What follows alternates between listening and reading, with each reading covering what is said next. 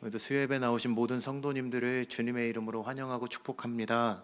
우리 옆에 계신 분들과 한번 인사하시겠습니다. 주님의 이름으로 사랑하고 축복합니다. 한 번 더 인사하실 때 오늘도 은혜 많이 받으시기 바랍니다. 이렇게 인사하겠습니다. 네, 오늘은 사사기 말씀을 통해 약함을 강함으로라는 제목으로 여러분과 함께 말씀을 나누기를 원하는데요. 그 물고기 종류 중에 코이라는 잉어 종류의 물고기가 있습니다. 이 물고기의 특징은 작은 어항에 넣어두면 5cm에서 8cm 정도밖에 자라지 않지만 이 물고기를 수족관이나 연못에 넣어두면 15cm에서 25cm까지 자란다고 합니다. 그리고 이 물고기를 강물에 방류하면 90에서 120cm, 한 1m 정도 굉장히 큰 사이즈로 성장을 하게 된다는 것인데요.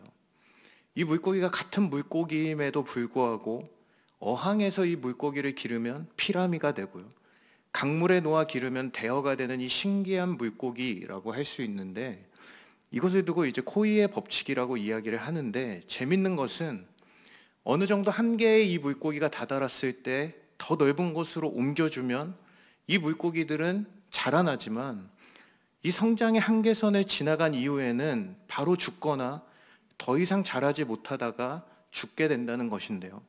물고기 스스로도 어항이라는 이 경험 안에서 생긴 한계로 인한 정체성의 인식으로 인해 어항이라는 한계가 걷어지더라도 이 물고기는 죽게 되거나 더 이상 자라나지 않는다는 것인데요. 여러분, 우리라는 존재도 마찬가지인 것 같습니다.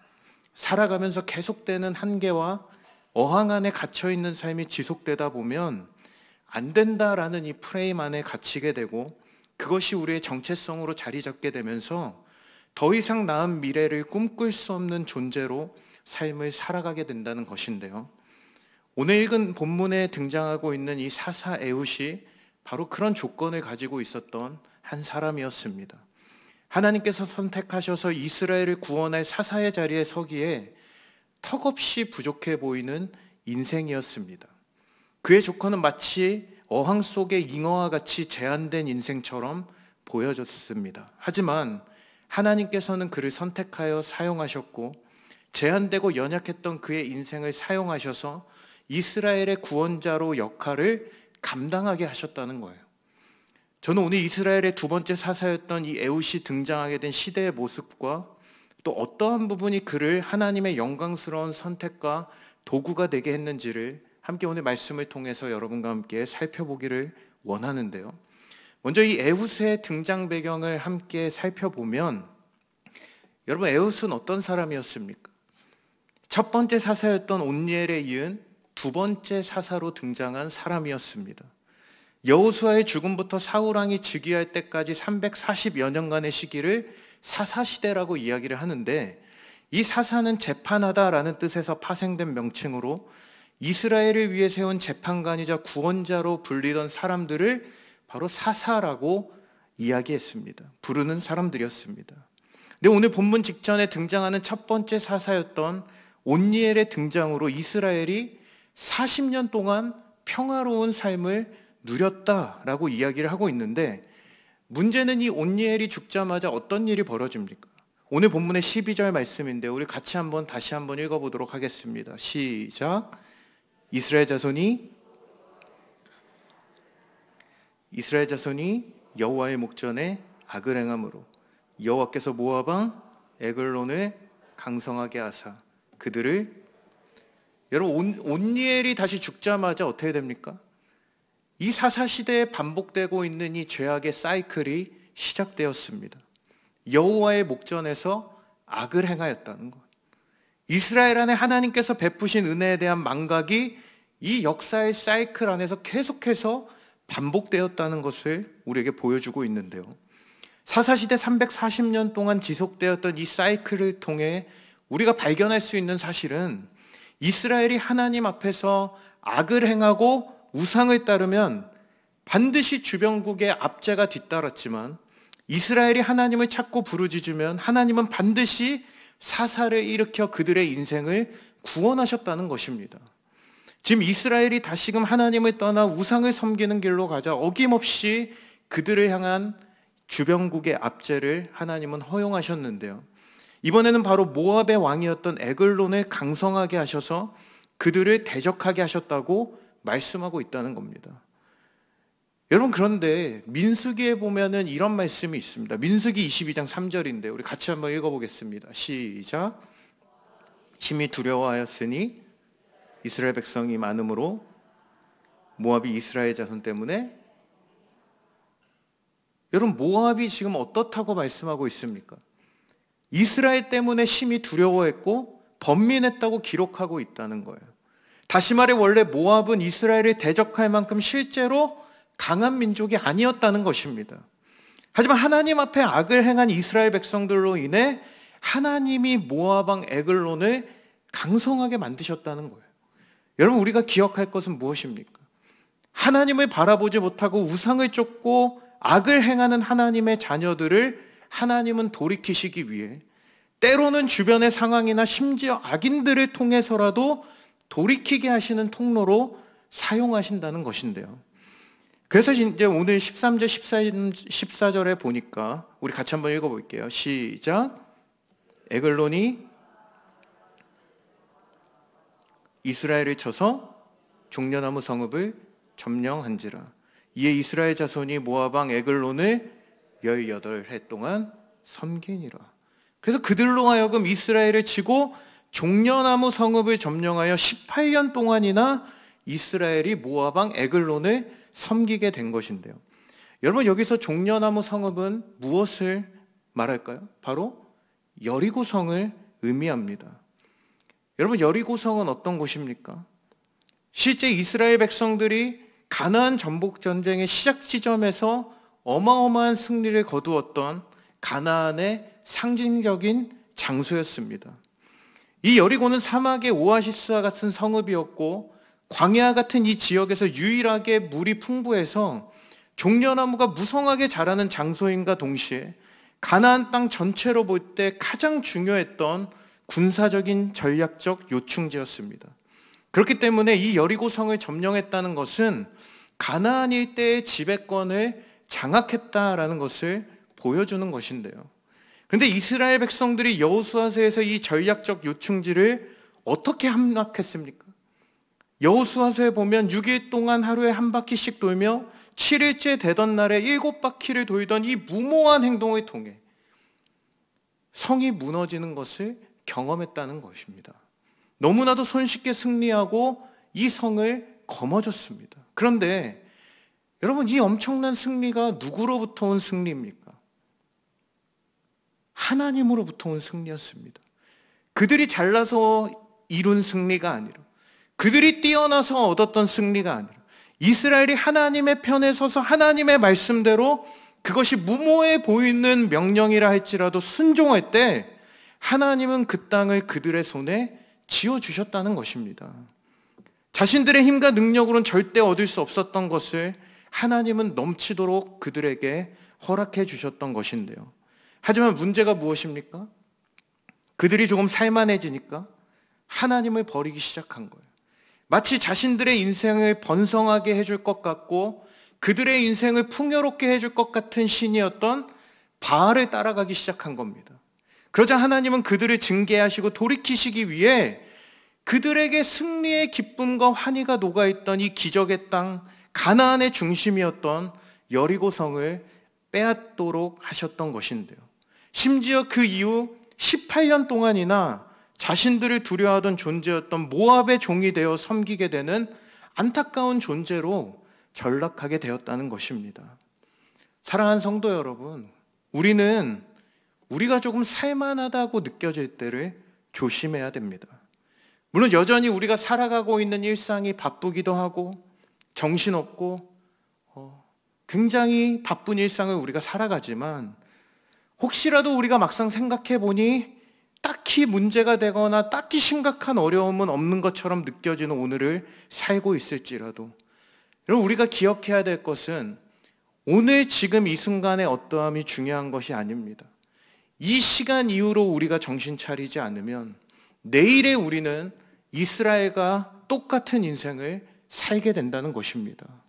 바알과 같은 이 그저 번영과 성공의 유혹을 들고 찾아온 사단의 달콤한 유혹 앞에, 남들과 비교하는 비교의식 앞에 우리의 마음을 빼앗겨버리는 것이 우리가 살고 있는 세상이라는 것입니다. 하지만 우리 인생이 하나님의 편에 설 때 우리는 모든 것을 얻은 인생임을 기억하셔야 됩니다. 하나님을 얻을 때, 하나님을 소유할 때 모든 것을 얻게 되는 인생이에요. 여러분, 우리 인생은 난공불락의 여리고성을 정복하고 가나안 땅에서 살게 하신 것, 그곳에서 이른 비와 늦은 비를 통해 하나님의 때에 모든 필요를 공급하시는 약속의 땅의 인생임을 잊어서는 안 되는 것입니다. 오늘 우리가 이 자리에 서 있는 것, 오늘 이곳에서 우리가 하나님을 예배하는 것, 오늘 비록 모든 것이 완벽하거나 만족스럽게 느껴지지 않더라도 오늘 우리에게 주신 모든 것은 하나님으로부터 온 것임을 기억해야 한다는 것입니다. 그렇기 때문에 우리가 다급할 때만 하나님을 찾는 인생, 중요한 문제 앞에서만 하나님을 찾는 인생이 아니라 어떤 상황 가운데서도 하나님 한 분만을 구하고 하나님 편에 서는 인생이 될 때 우리는 모든 것을 얻은 인생이 되는 줄 믿으시기 바랍니다. 여러분, 모세는 일찍이 신명기 31장에서 이렇게 경계하며 이야기했습니다. 우리 같이 한번 읽어보겠습니다. 신명기 31장 20절 말씀 시작. 젖과 꿀이 흐르는 땅으로 그들을 인도하여 들인 후에 그들이 먹어 배부르고 살찌면 돌이켜 다른 신들을 섬기며 나를 멸시하여. 여러분, 이것이 단순히 이스라엘만을 향한 메시지였을까요? 우리도 살만할 때 하나님을 찾지 않는다는 것을 기억해야 됩니다.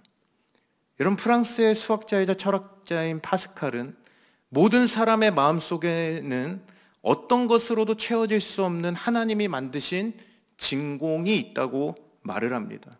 이 진공이란 말이 라틴어 바쿠스에서 유래한 베큐움이라는 이 영어 단어인데요, 이 단어의 뜻은 물질이 전혀 존재하지 않는 공간을 의미합니다. 아무것도 없는 상태의 공간을 의미하는데요, 그러나 그 아무것도 없이 비어있는 공간을 채울 수 있는 것은 바로 창조주 하나님 한 분만이 가능하다는 것을 이야기하고 있다는 거예요. 그렇기 때문에 하나님으로만 채울 수 있는 공간을 우리의 의지로 다른 것으로 채우려고 할 때 그 공간은 결코 채워질 수 없고 만족할 수 없어 공허한 인생이 될 수밖에 없다는 것인데요, 여러분, 하나님이 없는 인생은 잠깐 살아가 이 땅에서 아무리 우리가 많은 것을 얻고 성공가도를 달린다고 할지라도 모든 것을 잃어버린 인생과 같다는 것을 기억하시기 바랍니다. 여러분, 혹시라도 삶이 평온하십니까? 그때 하나님을 더 기억하실 수 있는 저와 여러분 되기를 주님의 이름으로 축원합니다. 혹시라도 잘 되고 있으십니까? 우리 가정 안에 좋은 일이 가득하십니까? 그 자리에서 하나님을 더 의지하실 수 있기를 간절히 소망합니다. 혹시라도 우리 가운데 환난 중에 있으신 분이 계십니까? 모든 상황이 이것 때문이라고 정의할 수는 없지만 혹시라도 우리의 삶이 그저 성공과 번영을 쫓느라 다른 것으로 가득 채워진 채 살고 있진 않았는지 저와 여러분 스스로를 점검할 수 있는 우리 모두가 되기를 간절히 소망합니다. 여러분, 오늘 우리가 하나님 편에 서지 않으면, 하나님으로 채워지지 않으면, 하나님이 허락하신 약속의 땅을 살아가면서도 그곳에서 세상의 압제와 노역을 담당해야 됐던 이스라엘 백성처럼 여러분, 우리는 세상의 종으로 세상의 무거운 짐에 눌린 채 우울한 인생을 살아갈 수밖에 없는 존재라는 것입니다. 사랑하는 성도 여러분, 하나님의 편에 서시길 바랍니다. 하나님으로 채워지기를 간절히 구하십시오.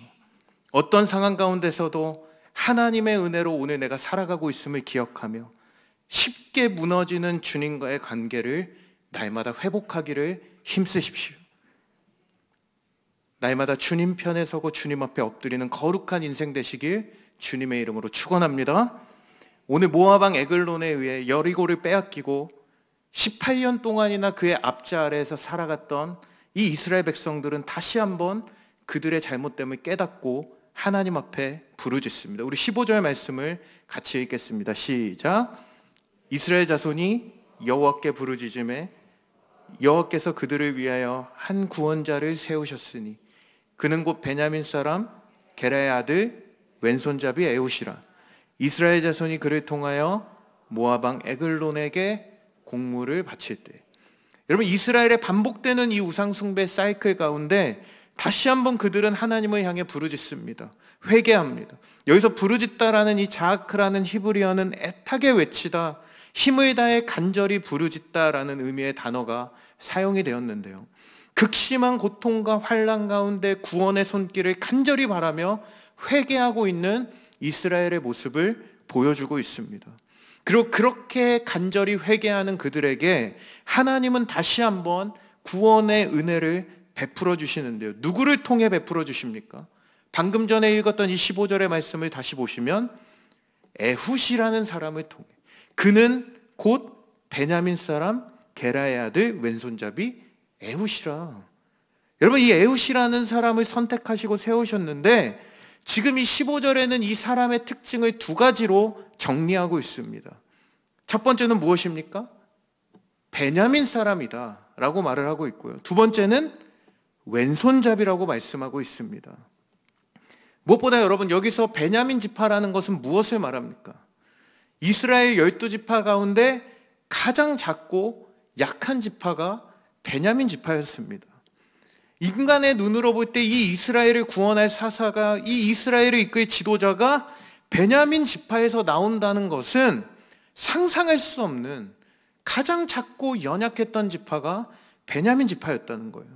그런데 여기서 더 놀라운 것은 성경은 에훗을 왼손잡이라고 표현하고 있다는 것입니다. 오늘 혹시 이 자리에 왼손잡이이신 분 계십니까? 손 한번 들어봐 주시겠습니까? 한 3-4분 정도 계신 것 같은데요. 여러분, 오늘날의 왼손잡이는 어떻습니까? 그냥 왼손잡이, 양손잡이 굉장히 자연스럽고 그것이 뭐 어떻고 저떻고 특별하다고 말하진 않습니다. 실제 오늘날 미국의 유명한 대통령이었던 클린턴이나 부시 대통령도 다 왼손잡이였고요, 피카소, 베토벤, 레오나르도 다빈치, 아인슈타인 등등 모두 왼손잡이였다는 거예요. 그래서 왼손잡이는 재주가 많다라는 말도 있고 천재가 많다라는 말도 있지 않습니까? 근데 오늘 이 본문에서 왼손잡이라는 이 표현을 원문 성경에 보면 오른손이 제한된 사람, 오른손을 다친 사람이라는 뜻의 단어가 사용되고 있다는 것입니다. 다시 말해 그냥 오늘날과 같은 왼손잡이가 아니라 지금 이 에훗이라는 사람은 뭐예요? 오른손을 쓸 수 없는, 오른손에 장애가 있거나 문제가 있어서 오른손을 쓸 수 없는 핸디캡을 가지고 있었던 사람이 바로 에훗이었다는 것을 말씀하고 있는 것입니다. 그런데 성경에 보면은 이 오른손 또는 오른쪽이라는 곳에 특별한 의미를 담고 있는 것을 알 수 있는데요, 이사야 62장 8절, 또 시편 16편 11절, 시편 110편 1절에 보면은 이렇게 말씀하고 있습니다. 이 세 개의 구절을 보시면 알 수 있듯이 하나님은 오른손으로 맹세를 하시고 오른쪽에 영원한 즐거움이 있고 하나님이 택하신 자는 하나님의 우편에 앉은다고 표현하고 있다는 것입니다. 바로 성경에서 오른쪽 또 오른손이라는 개념은 하나님의 임재와 권능과 영향력과 기쁨을 상징적으로 보여주고 있다는 것입니다. 또한 실제적으로 당시 대부분의 사람들은 오른손잡이였기 때문에 오른손은 힘과 능력의 상징이었습니다. 전쟁에서 싸울 때 오른손으로 칼을 들고 싸웠고 이스라엘에서 장자들을 축복할 때 오른손을 대고 축복했다는 거예요. 그만큼 오른손이라는 것은 성경에서 당시에 굉장히 중요한 의미를 가지고 있었다는 것입니다. 그렇기 때문에 하나님이 선택하신 지도자이자 사사인 에훗이 왼손잡이였다는 사실은 굉장한 결점이자 약점으로 여겨지던 시대였다는 것인데요, 그러나 하나님은 그의 약점 인생을 이스라엘을 구원하는 위대한 역할로 사용하셨습니다. 그의 결핍, 그의 약점, 그의 연약함, 그의 부족함을 하나님의 능력으로 채워주셨다는 거예요. 여러분, 우리가 살아가면서 누군가와 비교를 할 때가 너무나 많습니다. 때로는 스스로가 10을 가졌든 50과 같은 능력치를 가졌든 100을 가졌든, 아니 우리 때로는 아무것도 없고 때로는 마이너스 같이 느껴지는 나의 인생의 부족함과 한계 지점을 지나고 있을지라도, 여러분 마이너스 100에다가 unlimited라는 숫자를 더하면 무엇이 됩니까? 무한이라는 것을 더하면 결과가 어떻게 됩니까? 여러분, 능력이 부족해 보이고 내 삶에 문제가 많고 미래가 어둡고 우리의 몸도 약하고 우리 마음에 문제가 있고 무능해 보이는 이 마이너스와 같은 것이 내 삶의 약점으로 느껴질지라도, 그런 인생에 무한하신 하나님이 더해질 때 우리의 인생은 무한한 인생이 되는 것입니다. 이 사실을 잊어버리지 마시고 무한하신 하나님이 더해진 인생을 살아가시길 주님의 이름으로 축원드립니다. 오늘 하나님께서 그의 부족함을 사용하셔서 하나님의 구원의 역사를 이루어 가시는데요, 우리 16절에서 17절 말씀을 읽겠습니다. 시작. 에훗이 자부의 달성 칼을 만들어 그의 오른쪽 허벅지 속옷에 차고 곡물을 모압 왕 에글론에게 바쳤는데 에글론은 매우, 여러분 지금 적국인 모압의 에글론에게 곡물을 바치는 사절단의 대표자로 등장하는데, 지금 그가 어떻게 하고 있다고 말하고 있습니까? 오른쪽 허벅지 옷 속에 한 규빗쯤 되는, 즉 50cm 가량이 되는 칼을 차고서 왕 앞으로 나아갑니다. 여러분, 왕 앞에 나아갈 때 보통 어떻게 합니까? 검열을 받습니다. 하지만 지금 성경에 보면 그는 의심을 받지 않고 왕 앞으로 나아가고 있어요. 이 부분을 놓고 영국의 신학자이자 교수이신 마이클 윌콕 교수님은 에글론이 장애인과 같은 에훗을 위험하게 여기지 않았을 것이다 라고 이야기합니다. 실제 에훗이 에글론과 면담을 요청했을 때 그의 오른손의 기형으로 인해 모압 사람들은 그를 전혀 위험한 존재로 보지 않았다는 것입니다. 아까도 말씀드렸지만 칼은 무슨 손으로 들던 시대였다고요? 오른손으로 들던 시대. 그런데 그 오른손에 장애가 있었기 때문에 모압 사람들은 그를 크게 신경 쓰지 않았다는 겁니다. 실제 오늘 성경 본문 이후에 실제 곡물을 바치고 나서 사람들을 보내고 다시 돌아와 모압 왕에게 할 말이 있다고 했을 때조차 모압의 신하들은 그를 무시했다는 거예요. 다시 말해 지금 에훗이 가지고 있었던 그의 약점과 그의 부족함이 어떻게 된 것입니까? 하나님은 오히려 그의 약점이 기회가 되게 하셨고 그의 장애를 사용하셔서 오히려 구원의 도구와 수단이 되도록 핸디캡 인생이었던 그를 무한한 인생으로 사용하고 계셨다는 것을 우리에게 보여주고 있다는 것입니다. 여러분, 외적으로 장애가 있고 결핍이 있고 문제가 있는 인생이었지만 하나님의 편에선 문제가 아니라 하나님이 일하실 수 있는 인생, 하나님의 손에서 그의 인생은 마이너스가 아닌 그분의 권능에 붙들려 하나님의 구원 계획에 쓰임받는 무한한 인생으로 사용되었다는 것입니다. 사랑하는 성도 여러분, 오늘 여러분은 어떠한 삶을 살아가기를 원하십니까? 약속의 땅의 은혜를 받으면서 살아가는 하나님의 자녀로 이 땅을 살아가면서도 번영과 풍요의 그 인생만을 우리가 갈망하며 무한하신 하나님을 잊어버린 채 당장의 플러스가 될 만한 그 무언가의 목적을 두고 우리의 인생과 우리의 삶을 살아가고 있지는 않으십니까? 내 삶에 현재 주어진 약점들, 결핍들, 부족한 뿐인 스스로의 모습에 남들과 비교하며 절망과 포기하는 마음으로 인생을 그저 불안하고 우울하고 한탄만 하며 흘려보내고 계신 분들이 혹시 이 자리에 있지는 않으십니까? 하나님은 오늘 비록 연약할지라도 무한하신 하나님을 온전히 믿고 신뢰하는 한 하나님은 그의 인생을 통하여 무한한 인생이 되게 하실 줄로 믿습니다. 오늘 하나님의 선택받은 자가 오른손에 문제가 있다면 왼손잡이인 그의 손을 사용하실 뿐만 아니라 하나님 스스로 친히 오른손이 되셔서 승리하는 인생으로 인도해 가신다는 사실, 여러분 그분이 여러분의 하나님 되심을 믿으십니까? 우리가 꼭 기억해야 될 것은 하나님은 자신이 만드신 우리 모든 인간을 너무나도 사랑하셨다는 사실입니다. 하나님은 반복적으로 우상 숭배와 회개를 반복하는 이 사사시대의 사이클을 통해 하나님은 그때마다 사사들을 세우셨어요. 그리고 잠자던 이스라엘을 깨우셨습니다. 그러나 그렇게 인간 사사를 통해 구원해 내시는 이 하나님의 일들, 하나님의 구원은 일시적이었고요, 분명한 한계가 있었습니다. 그런 사이클을 바라보시며 오늘을 사는 우리가 영원한 회복과 구원을 통해 영원한 은혜의 삶을 누리게 하시려고 인간 사사가 아닌 죽지 않는 영원한 사사로 하나님 스스로가 사람의 몸을 입고 이 땅에 오셔서 십자가의 죽음과 부활을 통해 우리의 영원한 사사요 영원한 주님이 되어주셨다는 것입니다. 그 주님을 계시록은 이렇게 증언하죠. 우리 같이 한번 읽어볼까요? 계시록 1장 17절 18절 시작.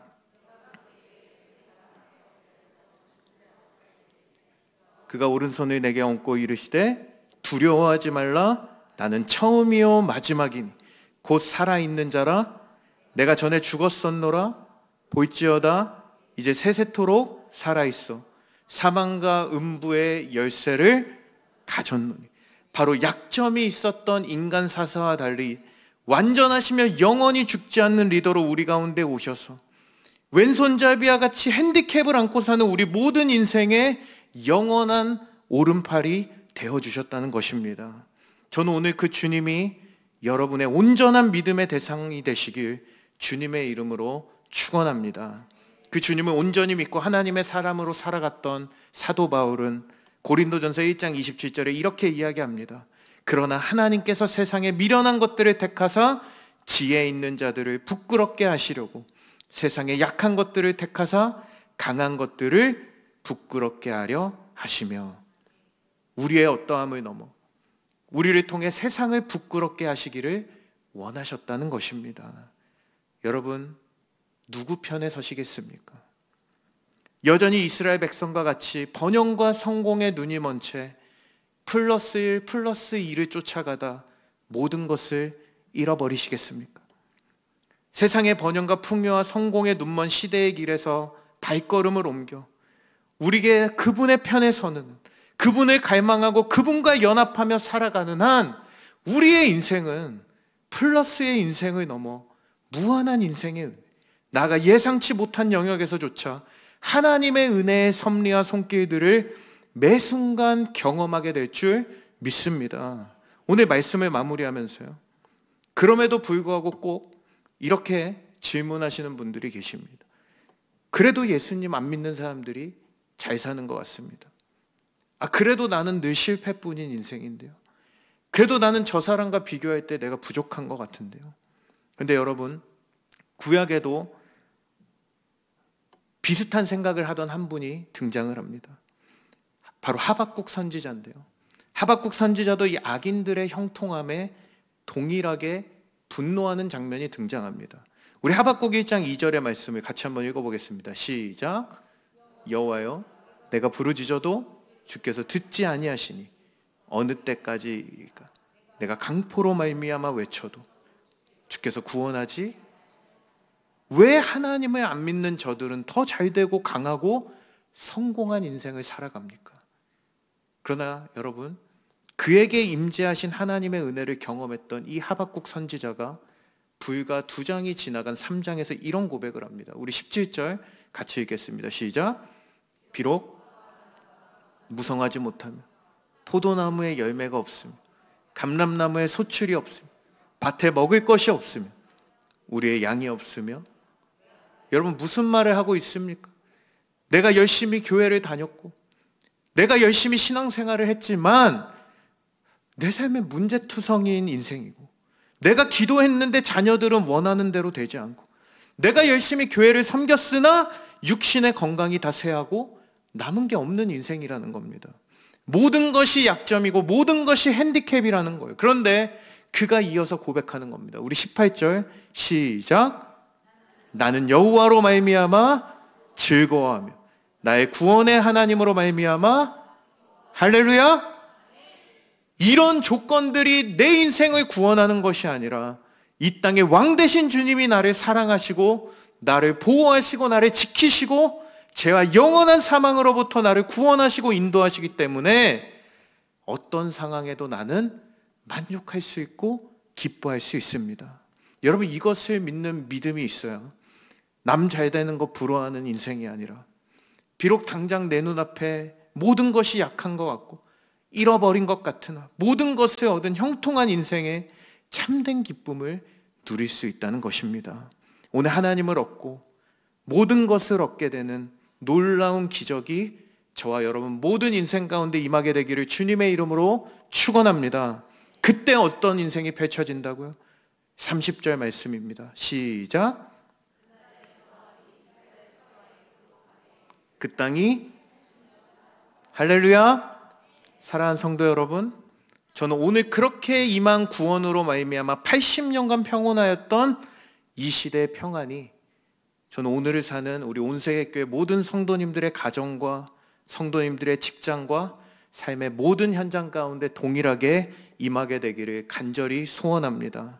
세상의 잘됨을 부러워하지 않고 악함에 동화되기보단 하나님 편에 서서 이 믿음을 드리며 그리스도를 얻고 우리의 약점조차도 사용하시는 주님으로부터 모든 것을 얻은 인생으로 우뚝 서게 되는 저와 여러분 모두가 되시기를 주님의 이름으로 축원합니다. 우리 같이 이 찬양의 고백